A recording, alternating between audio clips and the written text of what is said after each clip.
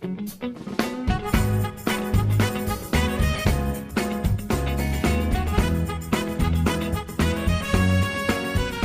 Assalamualaikum warahmatullahi wabarakatuh pemirsa. Senang sekali saya Yusita bisa kembali menjumpai Anda dalam program Expose, lebih dekat, lebih santai, tempat di mana kita bisa membahas segala hal yang ada di Kota Pekalongan dan sekitarnya. Tentunya pada tema kali ini sangat menarik pemirsa karena terkait Harlah 1 Abad Nahdlatul Ulama atau NU ya. Menyambut Harlah 1 Abad NU, PBNU telah merilis beberapa informasi terkait peringatan Harlah 1 Abad pada tahun 2023. Harlah 1 Abad NU adalah peringatan 1 abad hari lahir atau berdirinya organisasi Nahdlatul Ulama yang terhitung dalam kalender Hijriyah. Peringatan ini menyusun tema yakni tentang mendikdayakan Nahdlatul Ulama, menjemput abad kedua menuju kebangkitan bersama pemirsa. Seperti apa ya makna serta rangkaian kegiatan yang tertera pada Harlah 1 Abad NU ini?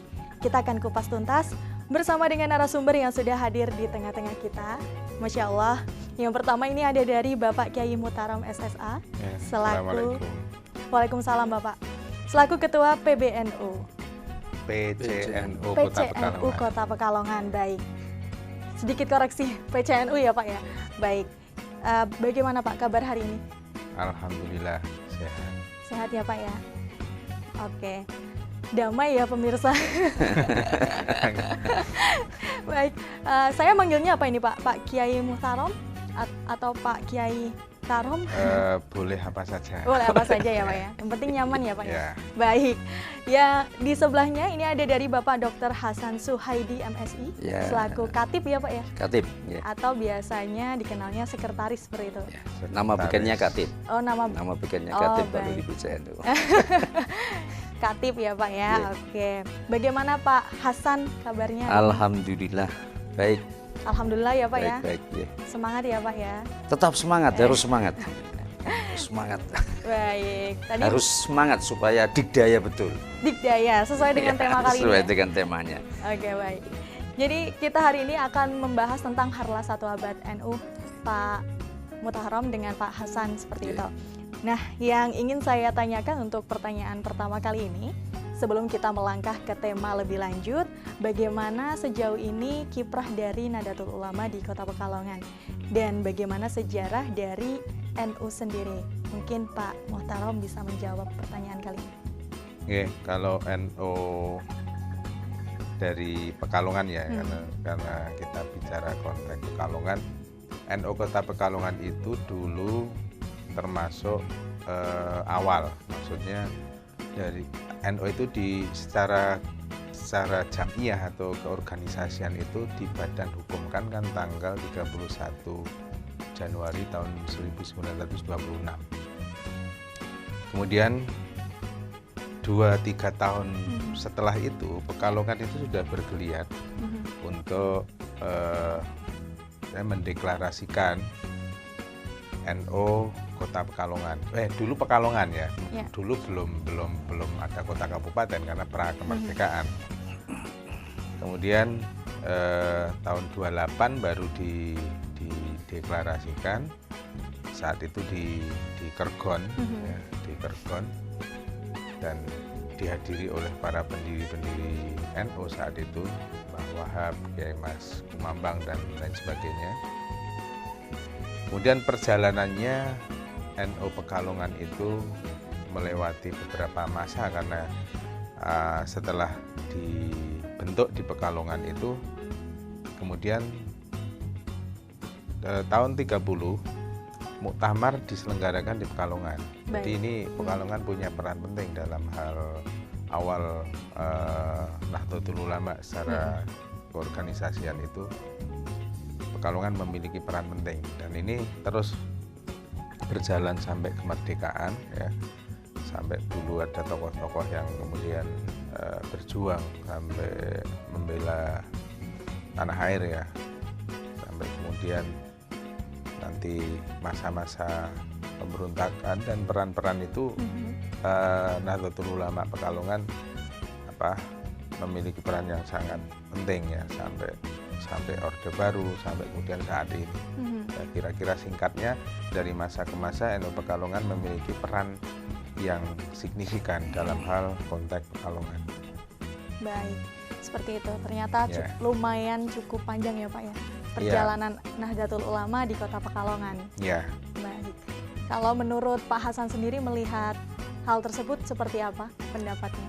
Baik, jadi kalau berbicara tentang sejarah NU ya, tadi disampaikan oleh Kiai Muhtarom, kalau saya ada dua hal, artinya ada dua hal itu, bagaimana NU di Kota Pekalongan, bagaimana NU secara keseluruhan, secara keseluruhan. Mungkin kita perlu kembali ke sejarah bahwasannya NU itu berdiri kan sebenarnya untuk menunjukkan sikap, cara keberagamaan. Karena dulu itu kan ada, setelah kekhalifahan Utsmani itu runtuh, kan terus kemudian muncul pan-islamisme, ya kan, dimotori oleh kaum Puritan dalam tanda petik, dengan jargon yang sangat familiar kita dengar, itu kembali kepada Al-Quran dan hadis, pembatasan terhadap madhab-madhab yang berkembang, yang itu sudah ada sejak lama. Ini menjadi titik awal menurut saya. Kemudian ulama-ulama Jawa di dalam hal ini, Jawa saat itu kan juga merupakan representasi dari Indonesia secara keseluruhan. Karena dulu itu nggak ada kok, Indonesia itu nggak ada. Syekh Nawawi Banten itu julukannya Al-Jawi, semuanya itu dinisbatkan kepada Jawa, termasuk ada satu buku yang ditulis oleh Snogorgronya yang kemudian dialih bahasakan menjadi bahasa Arab, itu juga mengungkap hal-hal yang seperti itu. Bagaimana profil Syekh Nawawi Banten saat itu ada di Makkah, ya kan? Orang-orang kita itu kan dulu hebat-hebat di Haromen dan seterusnya. Ketika melihat gejala adanya pan-islamisme, itulah kemudian muncul keprihatinan, ya. Meskipun kalau ini diurai sejarahnya barangkali bisa tidak cukup satu segmen atau dua segmen atau beberapa kali tayang ekspos barangkali ya. Karena ini global, sifatnya global ya. Bagaimana persinggungan antara ulama-ulama Indonesia dengan ulama-ulama di luar sana gitu kan. Yang kemudian muncullah Nahdlatul Ulama sebagai bentuk penyikapan dari ulama-ulama kita, sehingga yang paling penting yang mungkin dalam hal praktek keagamaan akhirnya bermadhab itu menjadi sesuatu yang dalam tanda petik diberi untuk diberi ruang untuk berkembang itu kan. Ini kalau kita melihat secara global. Jadi kalau untuk yang NU di lokal ya, lokal dalam hal ini adalah Pekalongan, ya tadi seperti yang disampaikan oleh Kiai Muhtarom, bahwa ternyata Pekalongan di dalam sejarahnya adalah termasuk tempat di mana NU berkembang untuk awal ya. Paling tidak di awal itu sudah berkembang. Kita mengenal tokoh-tokoh yang ada di Pekalongan. Dulu ada Kiai Amir misalnya, terus kemudian Habaib juga banyak yang terlibat di situ. Jadi ada lokal, ada secara global, nasional, itu bagian dari sejarah perkembangan Nahdlatul Ulama. Sebab kalau kita berbicara lokal tanpa terus kemudian perlu menjelaskan bagaimana sejarah secara globalnya, itu saya kira juga mungkin agak kurang ya. Maksudnya dengan penambahan seperti itu saya kira orang akhirnya menjadi paham bahwa NU itu wujud dari penyikapan gerakan pan-islamisme itu. Saya kira itu. Wah, luar biasa ini Pak Hasan. Baik, terkait rangkaian sejarah dan perjalanan NU di Kota Pekalongan, Pak Yai Muhtarom, bagaimana keanggotaan yang ada di Kota Pekalongan untuk Nahdlatul Ulama itu sendiri? Kalau keanggotaan itu kita masih yang paling banyak itu adalah keanggotaan disatukan karena amaliyah ya. Amaliyah itu cara beribadah. Cara beribadah, ya, baik. Kalau keanggotaan yang di NU itu ada beberapa klaster lah, kalau mau disebut klaster ya. Okay. Ada yang disatukan dengan amaliyah, ada yang memang secara organisasi itu dia memiliki KTA. Apa itu Pak? Kartu tanda anggota, Kartanu ya, kartu tanda anggota Kartanu NU ya, ya. karena kartu tanda Nahdlatul Ulama. Ya, kartu tanda anggota NU. Ya. Bahkan dulu ya, Pekalongan yang saya sampaikan tadi memiliki peran penting. Di awal-awal NU di Pekalongan itu dulu tertib administrasi ya, dalam hal keadministrasian, keanggotaan warga, kemudian termasuk dulu ada namanya i'anah syahriyah, jadi ada kewajiban dari masing-masing warga karena untuk perjuangan saat itu ada i'anah syariah yang setiap bulan itu diinfakkan untuk NU, kemudian nanti untuk membiayai dalam hal perjuangan itu, untuk kalau sekarang kan program, kalau dulu untuk membangun, mendakwah dan lain sebagainya. Jadi kalau masalah keanggotaan disatukan dalam hal amaliyah ya, di Pekalongan ini mayoritas ya, Pak, kalau dalam hal klasternya itu klaster amaliyah itu cara beribadah yang seperti NU, yang menggunakan cara-cara NU, maka Pekalongan mayoritas ya Nahdlatul Ulama. Angka kalau mau dibikin prosentase dari umat Islam di Pekalongan ini yang beramaliyah Nahdlatul Ulama ya lebih dari 80%. 80%. Ya. Wow, luar biasa. Untuk berarti cabang PCNU di Kota Pekalongan sudah ada di beberapa daerah kah atau seperti apa, Pak? Pekalongan itu begini, struktur NU itu ada namanya pengurus besar Nahdlatul Ulama itu di tingkat nasional ya. Berarti berkantor di Jakarta, di pusat. Kemudian untuk tingkat provinsi namanya pengurus wilayah Nahdlatul Ulama. Kemudian untuk tingkat kota kabupaten namanya pengurus cabang Nahdlatul Ulama. Nanti di tingkat kecamatan ada namanya pengurus majelis wakil cabang. Di tingkat kelurahan ada namanya pengurus ranting. Di tingkat RT ada namanya atau musuh namanya pengurus anak ranting. Strukturnya seperti itu. Oh baik, tetap ada pembeda ya Pak ya, Yeah. seperti itu ya. Lalu bagaimana ini Pak Hasan mungkin ya spirit yang Bapak bawa untuk NU di Kota Pekalongan selaku Khatib? Nanti dilanjutkan Pak Kiai Mutharol. Jadi yang kiai beliau. Iya. Nanti biar yang ditasih oleh Pak Kiai Muhtaram. Jadi secara umum saya bisa sampaikan bahwa NU itu kan punya dua tanggung jawab besar ya, sebagai organisasi atau sebagai jamiah. Ada tanggung jawab yang terkait dengan watoniyah, jadi kenegaraan, keberbangsaan, kebangsaan. Kemudian ada yang tanggung jawabnya diniyah. Jadi ada amanah watoniyah, ada amanah diniyah. Kalau diniyah itu kan keberagamaan. Ini dua hal yang menurut saya mau nggak mau ya, mungkin dimulai dari pengurus cabangnya, kemudian ke rantingnya, ke MBC ranting sampai dengan anak ranting, sampai kemudian nanti saya kok mempunyai keinginan termasuk jamaah juga sama. Artinya memahami bahwa NU itu tidak hanya sebatas organisasi tempat orang kumpul-kumpul gitu, tidak. Tapi ada dua amanah penting itu.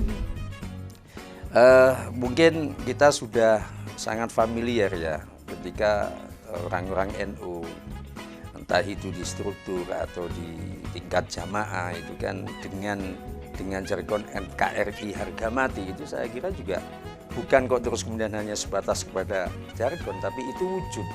Bagaimana kemudian menyemai kepada semua jamaah bahwa ini adalah merupakan amanah watoniyah.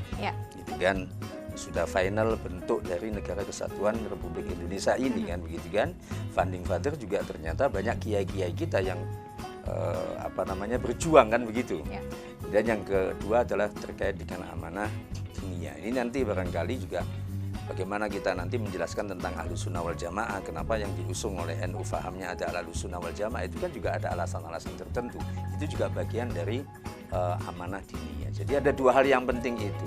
Spirit kita bagaimana supaya dua hal ini bisa terus ya kan, disemai sehingga tidak hanya pada tingkatan pengurus cabang atau pengurus di semua tingkatannya, tapi juga sebagai jamaah atau warga Nahdlatul Ulama yang tadi dikatakan 80% gitu. Lebih kalau itu ya, lebih dari 80% itu terus tumbuh gitu. Oke, baik. Ya. luar biasa. Nanti mungkin kita akan sambung lagi ya Pak Yai dan Pak Hasan ya, terkait tentang harlahnya dan kemudian nanti terkait tentang Nahdlatul Ulamanya. Jadi pemirsa, jangan kemana-mana, tetap di Expose, lebih dekat, lebih santai.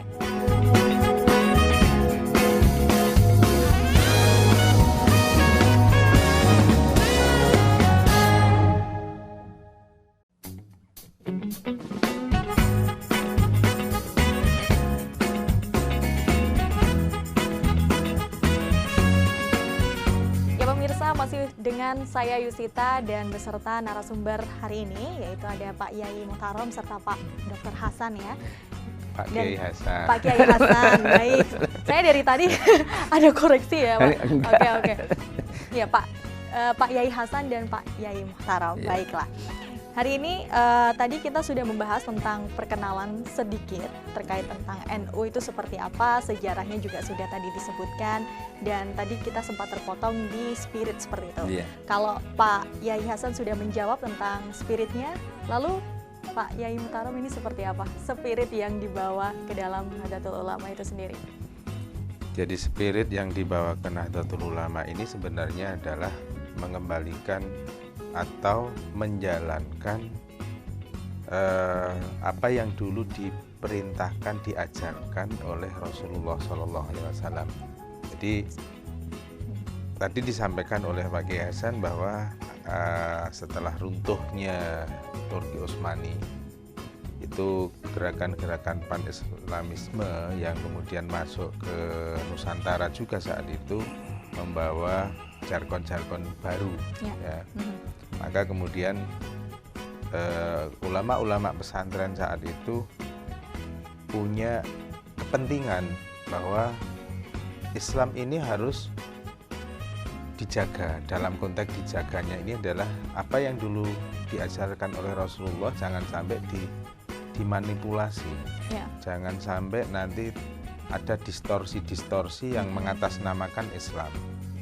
Maka di Nusantara ya, saat itu para ulama kemudian bersepakat ini harus ada satu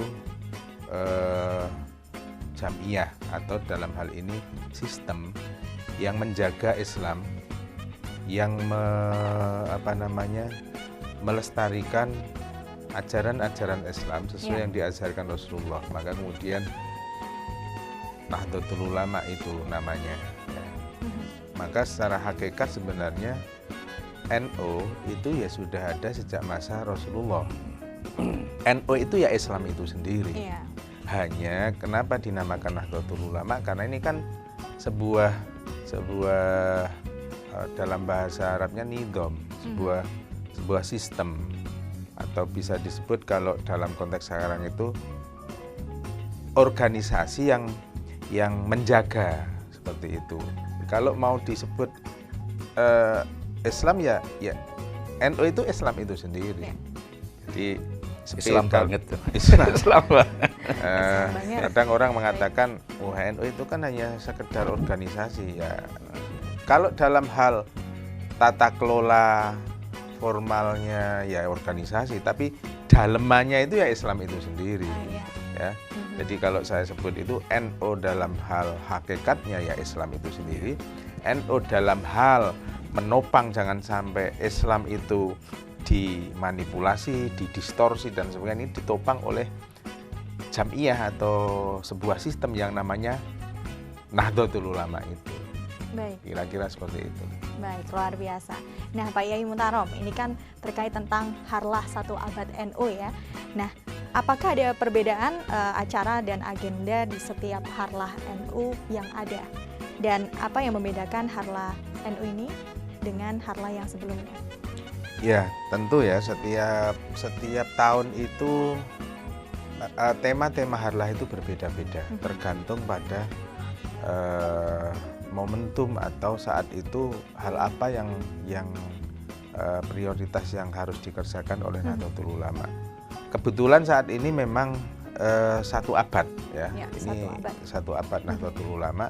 Secara kalender Hijriah itu NU didirikan tanggal 16 Rajab tahun 1344. Nah ini kan sudah 1444. Nah, tanggal 7 Februari itu nanti bertepatan 16 Rajab. Baik. Ya, sehingga 100 tahun dari sisi kalender Hijriah. Nah, maka temanya adalah mendikdayakan NU. Ya, mendikdayakan NU itu tema kali ini yang secara nasional memang digelorakan ya. Kemudian tema-tema setiap harlah itu memang kalau tadi Mbak Yusi mengatakan spirit, itu membawa spirit dalam setiap tema yang ada. Nah, ini 1 abad memang benar-benar diglorifikasi ya, dibiarkan itu karena memang satu sisi untuk giroh atau semangat, yang kedua supaya orang lain juga paham ya, seorang lain itu paham NU ngapain sih, dan NU itu sudah berbuat apa saja itu supaya orang lain itu paham. Jangan sampai nanti kita dianggap masih banyak yang menyalahpahami bahwa NU itu organisasi politik dan nggak ada bedanya dengan organisasi-organisasi lain kayak gitu. Itu yang perlu kita sampaikan supaya masyarakat juga paham, juga setuju ataupun tidak setuju. Kewajiban kami adalah menyampaikan kepada masyarakat apa itu NU. Oke, baik, luar biasa. Untuk Pak Yai Hasan sendiri terkait tentang tema, saya ingin mendengar perspektif masing-masing ya, karena saya yakin pasti mempunyai perspektif itu sendiri. Nah, tema Harlah NU pada 1 abad ini kan mengambil mendikdayakan Nahdlatul Ulama menjemput abad kedua menuju kebangkitan. Nah, menurut Pak Yai Hasan seperti apa makna yang terkandung dalam tema kali ini? Apa ya? Mungkin ini perspektif ya, perspektif saya. Jadi kalau saya sebenarnya NU itu sudah dikdaya. NU itu sudah dikdaya. Bagaimana tidak, sudah teruji loh. Dari ya 1 abad ini kan, 1 abad ini sudah teruji, peran-peran Nahdlatul Ulama secara organisasi juga banyak menyentuh masyarakat ya. Saya nggak usah berbicara secara nasional, artinya bagaimana peran NU di Kota Pekalongan misalnya, kan ya, sudah kita bisa lihat warga masyarakat juga sudah merasakan NU yang sekarang dengan NU yang dulu, ya kan, sehingga tema mendikdayakan ini mungkin bagi saya bukan tema yang bombastis, bukan, tapi ya memang sudah sewajarnya seperti itu. Baik. Ya, ini satu sisi kan ketika orang membaca tema itu kan paling tidak sebagai jamaah itu semangat atau giroh untuk ber-NU itu menjadi tumbuh kembali kan. NU bukan organisasi kecil, NU adalah organisasi yang sangat besar, bahkan mayoritas. Tadi sampaikan oleh Kiai Muhtarom, kalau dilihat dari aspek amalia, kita mungkin bisa menyatakan bahwa 87% bisa jadi amaliyahnya NU itu.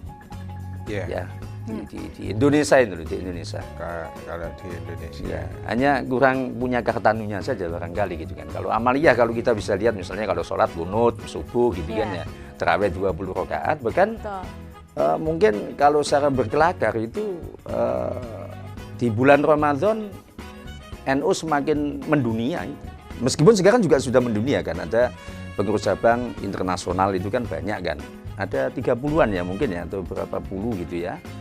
Australia sudah ada, Kanada sudah ada, Amerika sudah ada, banyak sekali gitu kan, banyak negara. Di Ramadan itu Arab Saudi juga kayaknya NU itu ya, dari aspek amaliyah mas. Ya kalau terawih kan 20 rakaat itu ya. Kalau dari aspek amaliyah loh ya, persoalannya belum ada kartanunya saja gitu kan ya. Jadi ini berkelakar saja, tapi dengan tema mendikdayakan ini paling tidak melebihi dari pemaknaan mandiri ya. Jadi bukan hanya kemandirian, tapi NU itu dituntut untuk menjadi dikdaya. Dikdaya itu kan ya lebih dari mandiri itu sendiri. Saya kira itu. Baik, luar biasa Pak Yai Hasan ya. Untuk Yai Muhtarom terkait tentang tadi tema tersebut, maknanya, perspektif Pak Yai seperti apa? Dan pertanyaan tambahan, peringatan Harlah 1 abad NU ini rencananya atau event serta rangkaian kegiatan yang akan digelar nanti seperti apa? Dipersilakan. Ya, yang pertama terkait dengan tema mendikdayakan NU menjemput abad kedua ya. Ya.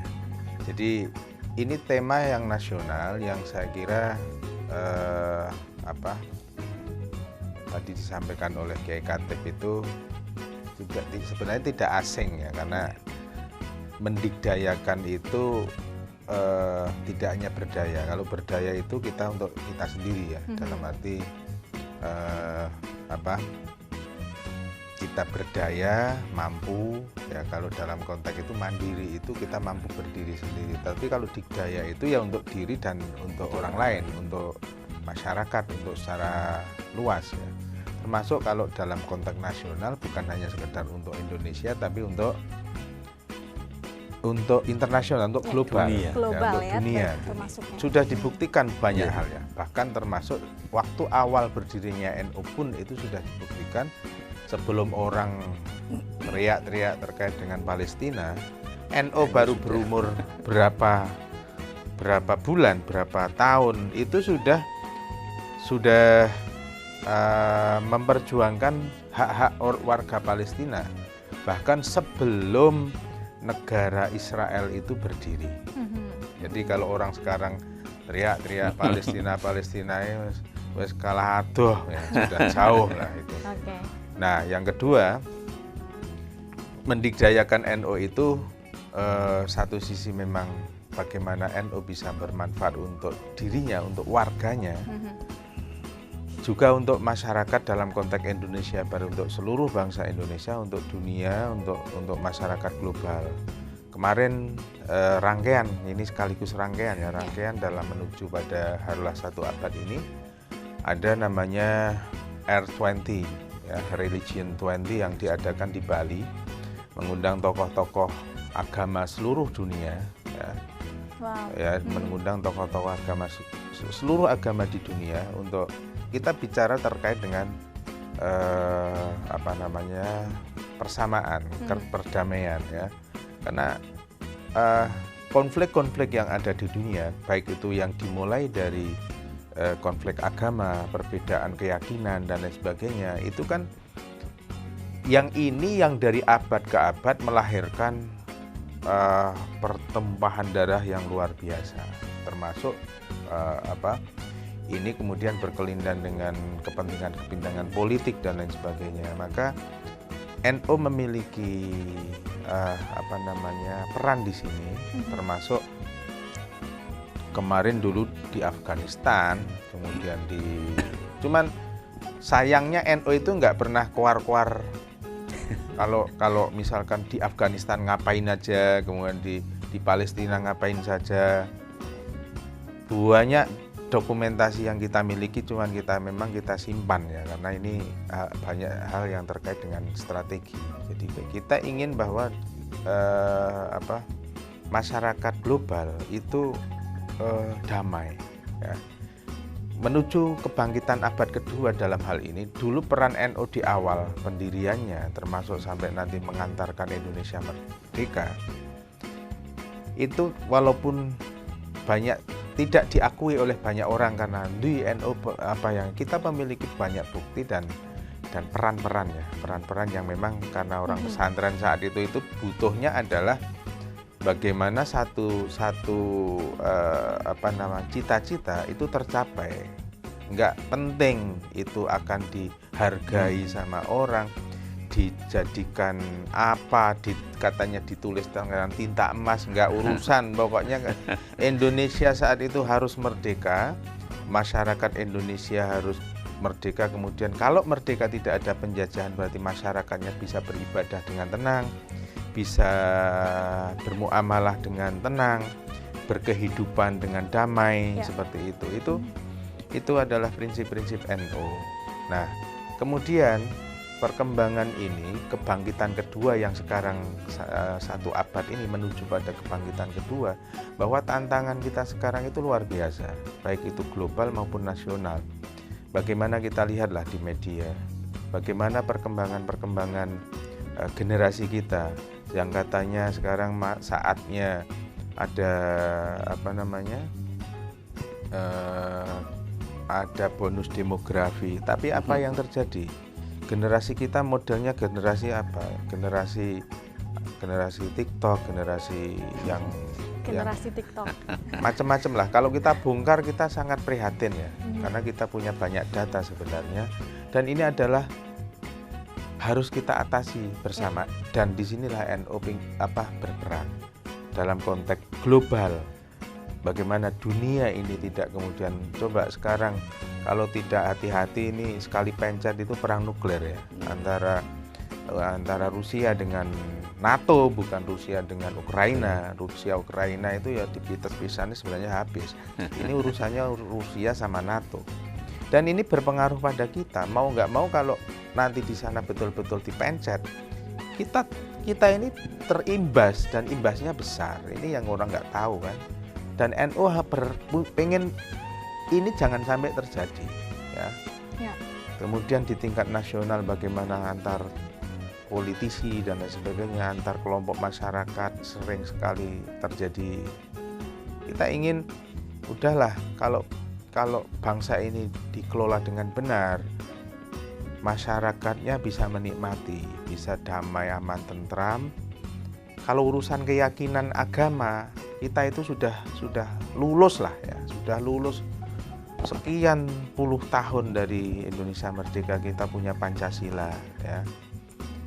Masing-masing keyakinan, kalau kita bisa menghormati antara keyakinan satu dengan yang lain, maka konflik-konflik agama itu bisa dihindari ya. Baik.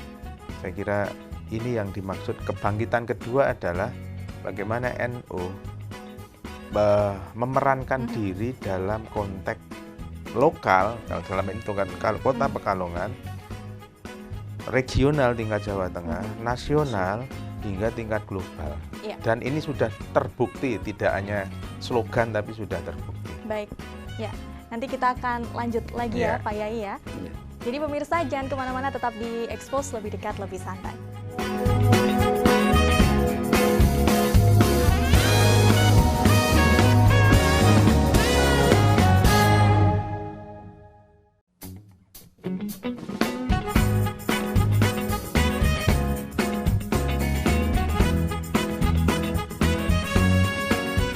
Ya baik pemirsa, masih dengan saya Yusita beserta dua narasumber kita hari ini terkait tentang Harlah 1 Abad Nahdlatul Ulama. Pak Yai, Pak Yai Hasan dan Pak Yai Muhtamar masih semangat ya? Oh, Ya, semangat. Saya cek sound dulu, Oh, karena iya. nanti takutnya pingsan. Enggak ya Pak Yai ya, bercanda. Baik, ini terkait tadi mungkin sudah dijelaskan sedikit, namun kita belum menangkap ini rangkaian serta event yang digelar untuk menuju Harlah 1 Abad NU ini seperti apa? Ya. Pak Muhammad? Jadi kalau untuk secara nasional itu satu tadi sudah tak sebutkan ya, R20 yang di Bali. R20, baik. Kemudian rangkaian fikih peradaban. Itu fikih peradaban itu membahas terkait dengan problematika kekinian yang atau terkait dengan pemaknaan kembali lah, itu pemaknaan kembali terkait dengan beberapa hal yang dalam hal fikih ya. Itu di banyak pesantren rangkaiannya sampai hampir 200-an event ya. Kemudian ada kemarin yang terbaru adalah Porseni tingkat nasional di Solo ya. Porseni tingkat nasional di Solo baru ditutup hari Sabtu kemarin. Dilanjut dengan Jalan Sehat dengan kemarin yang melibatkan 50-an ribu orang di Solo juga, yang dari Presiden, Ketua DPR ya, dan jajaran beberapa menteri dan lain sebagainya itu ikut serta jalan kaki, jalan sehat. Kemudian nanti puncaknya, dan masih banyak rangkaian-rangkaian ya, ada banyak hal yang dilakukan menuju pada 1 abad. Puncaknya nanti tanggal 7 Februari atau bertepatan dengan tanggal 16 Rojab itu di Sidoarjo, di Gelora Delta. Gelora Delta itu full 24 jam, ada istighosah, ada macam-macam pentas seni NU ya.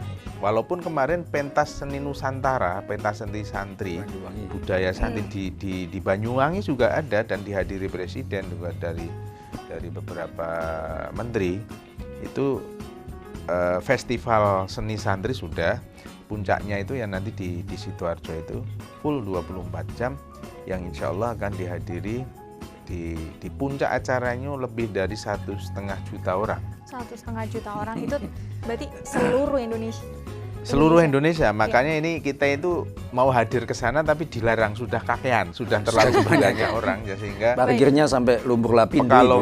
Pekalongan dan beberapa cabang lain itu nanti live, kita akan mengadakan live cabang langsung ya. Kemudian kalau rangkaian rangkaian untuk Kota Pekalongan sendiri untuk Harlah 1 Abad ini kita akan ada acara halakoh. Kemarin sudah halakoh ya, ada halakoh beberapa kali. Apa ini Pak halakoh? Halakoh itu ya semacam kayak seminar lah, seminar. Kemudian ada kaitan dengan lingkungan ya, pengelolaan sampah, ya, biopori dan lain sebagainya. Kemudian nanti istighosah juga ada refleksi yang kita juga puncaknya akan mengikuti secara langsung live dengan Sidoarjo. Itu rangkaiannya, saya masih banyak yang lupa karena rangkaiannya banyak sekali itu kegiatannya. Kemudian menuju pada 1 abad ini memang ada beberapa acara simbolis ya, acara simbolis itu yang nanti akan ditindaklanjuti setelah acara 1 abad ini ya, menuju atau menapaki abad keduanya lah ya, beberapa program besar nanti akan kita lakukan. Baik, berarti untuk di kota sendiri atau PCNU sendiri nanti rencananya akan bersama-sama seperti itu ya Pak, melihat live-nya? Iya, puncaknya itu, kita puncaknya ya mengikuti secara live, walaupun sebelumnya ada istighosah, ada refleksi, ada diskusi dan lain sebagainya. Kalau yang turun ke lapangan itu sudah hampir setiap saat ya, baik itu melalui relawan-relawan yang terjun kemarin ya dalam hal banjir dan lain sebagainya. Itu sudah tiap hari lah kalau itu. Baik. Lalu bagaimana untuk masyarakat yang ingin mengetahui rangkaian acaranya PCNU Kota Pekalongan Pak? Melalui informasi. Oh ya, itu bisa diikuti melalui akun fanpage-nya PCNU ya, PCNU Kota Pekalongan. Kemudian di YouTube juga ada, ya. Kemudian di kalau yang secara nasional itu melalui nu.org.id, NU online, TV NU, kemudian TV NU itu hampir tiap hari juga live. Ya. Jadi bisa diikuti dari situ. Kalau untuk Kota Pekalongan ya bisa pakai NU online, bisa mengikuti pakai fanpage ya PCNU Kota Pekalongan, pakai IG, Instagram ya. PCNU Kota Pekalongan. Yang nggak ada TikTok. Yang belum punya kita yang TikTok. Tapi ingin merambah ke situ Pak. Insya Allah kita semua sarana yang ada kita di pakai, media kita maksimalkan. Ya, kita akan pakai karena ya zamannya sekarang kan kalau nggak nggak paham sosial media. Di media sosial ya nggak akan diketahui orang. Maka ini yang saya terima kasih kepada Badik TV karena sudah dikasih kesempatan supaya masyarakat tahu apa itu NU. Luar biasa sekali. Nah, untuk kendala sendiri Pak menuju Harlah 1 Abad NU di PCNU Kota Pekalongan, adakah kendala-kendala yang dihadapi oleh teman-teman yang mengurus acara tersebut atau aman-aman saja? Kendala saya alhamdulillah nggak seberapa ya. Kalau kendala itu anak-anak panitianya capek itu ya sudah biasa. Ya. Karena kita kemarin kan baru saja konferensi ya. Jadi konferensi cabang ada pergantian kepengurusan sehingga memang kegiatan-kegiatan menuju pada 1 abad itu sudah kita dahulukan, sudah kita laksanakan, kita gelar sebelum tanggal 15 Januari kemarin. Oh baik, ya. Berarti mengawali ya dari Desember itu sudah kita mulai, rangkaiannya sudah kita mulai untuk Kota Pekalongan. Nah, sehingga nanti ketika menuju pada puncak itu kita hanya tinggal beberapa saja, istighosah sama refleksi sama diskusi. Wow, luar biasa. Untuk menuju Harlah 1 Abad Nahdlatul Ulama ini, bagaimana yang dilihat Pak antusias masyarakat terkait berita ini? Jadi masyarakat satu bisa dilihat dari, kalau di Pekalongan itu bisa dilihat dari berapa bendera yang ada di jalan-jalan itu kan, itu antusiasme masyarakat. Yang kedua, ada rangkaian istighosah selama 9 hari. Oke, Itu baik. sampai di tingkat anak ranting. Anak ranting itu tingkat musola, tingkat RT lah. Itu 9 hari full. Itu dari tanggal, maaf, dari tanggal berapa? Aduh, Sas? tertarik. tanggal 28 itu 28 besok ini, 28 Januari sampai tanggal 7 Februari nanti ya. Februari nanti. Gongnya itu ya Pak ya. Ya, itu full 9 hari. 9 hari berturut-turut. Karena kita ini punya punya banyak ya. Kita punya banyak badan otonom. Ibu-ibu punya Muslimat, Fatah itu badan otonomnya NU. Kita ini memiliki 15 badan otonom. Ya. Punya 18 lembaga. Ya. Jadi ini nanti semuanya serentak. Nah, di musola-musola, di lembaga-lembaga pendidikan, di madrasah, di sekolah yang bernaung di bawah NU itu nanti semuanya akan mengadakan. Ini semarak yang ini menasional, jadi bukan hanya sekedar Kota Pekalongan, tapi secara nasional. Ya. Dan kalau di media-media saya kira baik itu media mainstream maupun media-media nasional yang lain itu semarak Harlah Nahdlatul Ulama menuju 1 abad itu lumayan rame kan, beberapa kali jadi trending topik sih. Okay. Jadi trending topik kan. Ya, jadi bisa diikuti lah supaya nanti masyarakat itu juga tidak salah paham. Ya. Apa itu NU, ngertine kan Hanya organisasi saja. hanya sekedar organisasi, nggak ada bedanya dengan paguyuban ketoprak, nggak ada bedanya dengan ibu-ibu PKK, kan disamakan kayak gitu kalau sekedar organisasi. Jadi, Ya. Intinya dalam Nahdlatul Ulama pasti itu di dalamnya ya Islam itu sendiri ya Pak ya. ya, jadi NU itu ya Islam itu sendiri. Ya. Nah, walaupun kita juga menghormati perbedaan pendapat dari Betul. teman-teman saudara-saudara kita Islam yang memiliki pendapat dan pemahaman berbeda, kami menghormati. Nah, tapi juga kami siap untuk diskusi. Ya. Kok sampean ngaku apa yang mengikuti ajaran Rasulullah itu kayak apa? Oke lah, kita diskusikan. Itu maksudnya diskusi dalam rangka diskusi yang konstruktif, tidak saling kemudian kamu berarti kafir, bukan kayak gitu.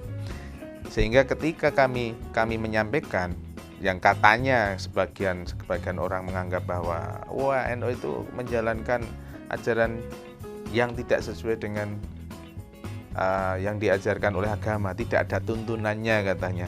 Ayolah diskusi, cek. Nah, maksudnya kita bisa cek kan, kalau diskusi kan fair kan? Ya. Fair, ini apa sih landasan hukumnya, apa sih argumentasinya dan lain sebagainya, sehingga tidak ada kemudian saling menyalahkan ya. Maksudnya kalau memang semuanya punya dasar, punya argumentasi yang tentunya yang otoritatif ya, tidak sekedar argumentasi waton ngomong, bukan, tapi yang memiliki landasan referensi yang otoritatif, Quran, hadis ya, yang dalam Islam memiliki sebagai sumber hukumnya. Ya.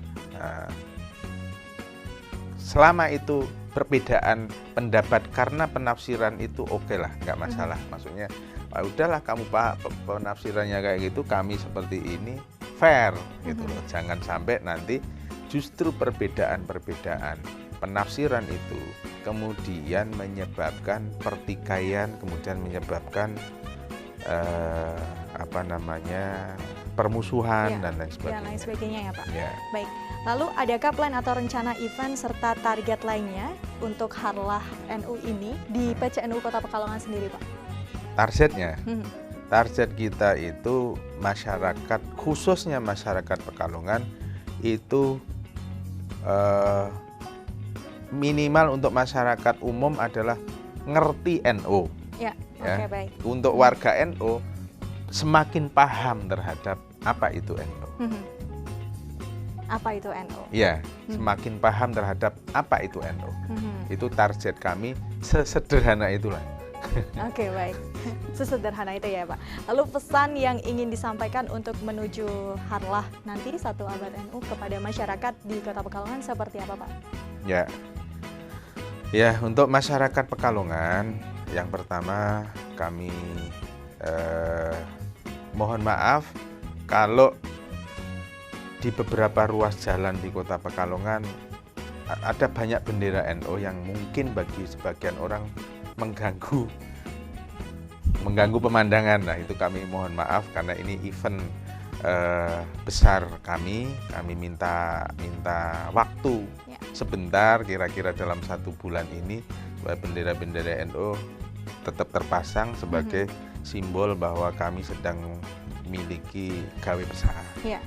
Yang kedua, kepada masyarakat Pekalongan, marilah kita menjaga kedamaian, saling membantu antara satu dengan yang lain. Adapun bagi yang merasa belum paham terhadap Nahdlatul Ulama, silahkan tanyakan kepada kami. Kalau ada yang salah paham, tanyakan kepada kami supaya kita tidak ada saling bermusuhan seperti itu. Ya, saling menyerang ya, dan itu efeknya tidak baik bagi masyarakat Pekalongan. Baik, luar biasa. Pak Yai Hasan, mungkin 1 kata atau kalimat kenapa kita harus ber-NU sebagai penutup kali ini.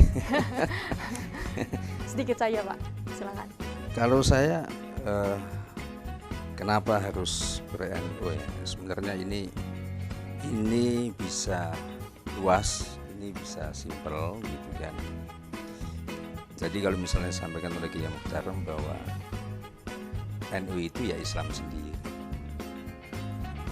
NU itu kalau menurut saya bukan hanya istilah ya, istilah itu bukan hanya organisasi dunia atau bumi duniawi, tapi juga itu organisasi langit gitu kan. Karena proses-proses pendirian NU itu kan melalui proses-proses yang juga melibatkan unsur langit gitu ya. Sehingga bagi saya monggo kalau kemudian ini dimaknakan sebagai subjektivitas saya karena saya orang NU begitu kan. Tapi saya kira dengan apa yang tadi sudah disampaikan bahwa nilai-nilai keberagamaan yang kita isung itu kan ada tasamuh, ada tawazun, ada itidal, ada tawasud, yang itu sejak berdirinya NU sudah kita semai dan kita kembangkan nilai-nilai itu. Sehingga tadi misalnya Kiai Muhtaram menyampaikan adanya perbedaan, ya kan, kita bagaimana menyikapi, kita membuka ruang untuk diskus, kita membuka ruang untuk dialog dan seterusnya, itulah NU. Itu kan tidak lantas kemudian NU itu menyalahkan yang tidak sependapat tanpa terus kemudian diskusi, tanpa apa itu enggak seperti itu. Baik. Saya kira itu. Yang saya highlight ya Islam itu NU seperti itu ya, Pak. Ya, NU itu Islam, Islam itu NU. Ya, oke, baik. Luar biasa. Pemirsa, itu tadi pembahasan terkait tentang Harlah 1 Abad NU. Saya ucapkan terima kasih kepada Pak Yai Muhtaram serta Pak Yai Hasan ya sudah hadir dan bersharing bersama kita di sini. Semoga pemirsa juga bisa mendapatkan informasi serta pembelajaran terpenting pada hari ini. Terima kasih, saya Yusita pamit undur diri.